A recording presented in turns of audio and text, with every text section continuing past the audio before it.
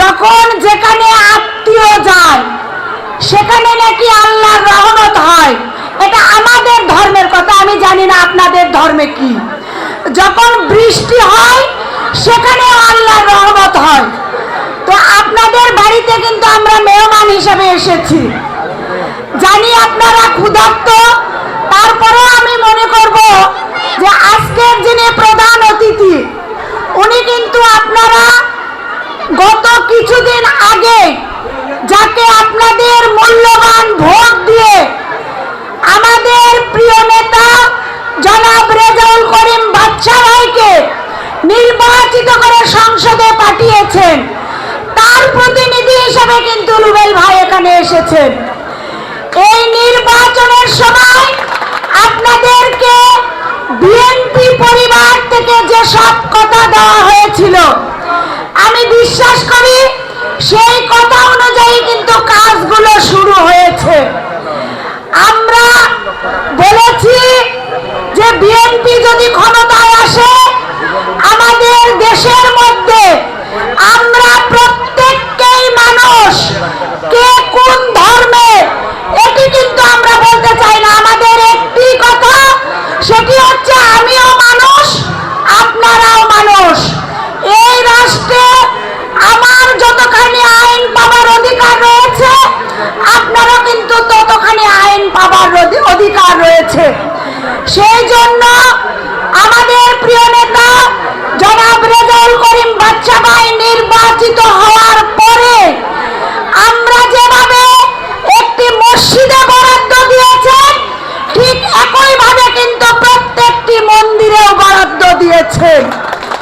আমি মনে করি যদি মসজিদও কিন্তু এখন বাকি রয়েছে, আমার বিশ্বাস সদর উপজেলার কোনো মন্দির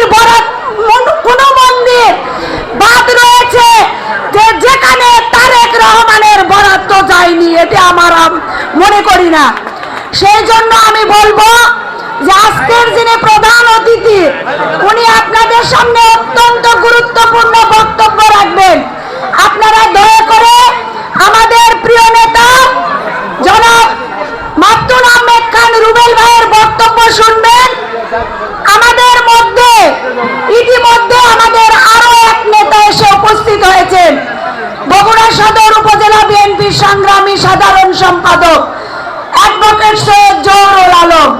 প্রিয় বোনেরা, আমি এখানে অত্যন্ত পুরাতন মুখ, আমি বারবারই আপনাদের কাছে আসি। আমি নির্বাচনের মধ্যে এসেছি, নির্বাচনের পরে এসে আপনাদের সাথে দেখা করে গিয়েছি। আমরা সকলে একসাথে থাকতে চাই, দেশের উন্নয়নে কাজ করতে চাই। আপনাদেরকে বিরক্ত করব না, শুধু আপনাদের কাছে দোয়া চাই। আমাদের বগুড়ার কৃতি সন্তান জনাব তারেক রহমান, যিনি বাংলাদেশের প্রধানমন্ত্রী আপনাদের ভোটে নির্বাচিত হয়েছে, সেই মানুষটির জন্য দোয়া চাই। আমাদের মাননীয় সংসদ সদস্য জনাব রেজাউল করিম বাদশা ভাইয়ের জন্য দোয়া চাই। আমি দোয়া চাই আজকের যিনি প্রধান অতিথি মাকতুম আহমেদ খান রুবেল ভাই, আগামী দিনে হয়তো এই উপজেলা পরিষদে উনি নির্বাচন করবেন, সেই নির্বাচনেও যেন আপনাদের মূল্যবান ভোট দিয়ে আপনাদের পার্শ্ববর্তী গ্রামের এই ধাওয়াকুলা গ্রামের সন্তান, আমি জানি এখানে ধাওয়াকুলা গ্রামের অনেক মানুষ এখানে উপস্থিত রয়েছেন, আপনাদের মূল্যবান ভোট দিয়ে যেন আপনারা নির্বাচিত করে এই এলাকার কাজ করবার তৌফিক যেন মহান রব্বুল আলামিন করে দেন। সকলের কাছে দোয়া চেয়ে আমার বক্তব্য শেষ করলাম। সবাইকে শুভেচ্ছা। আসসালামু আলাইকুম।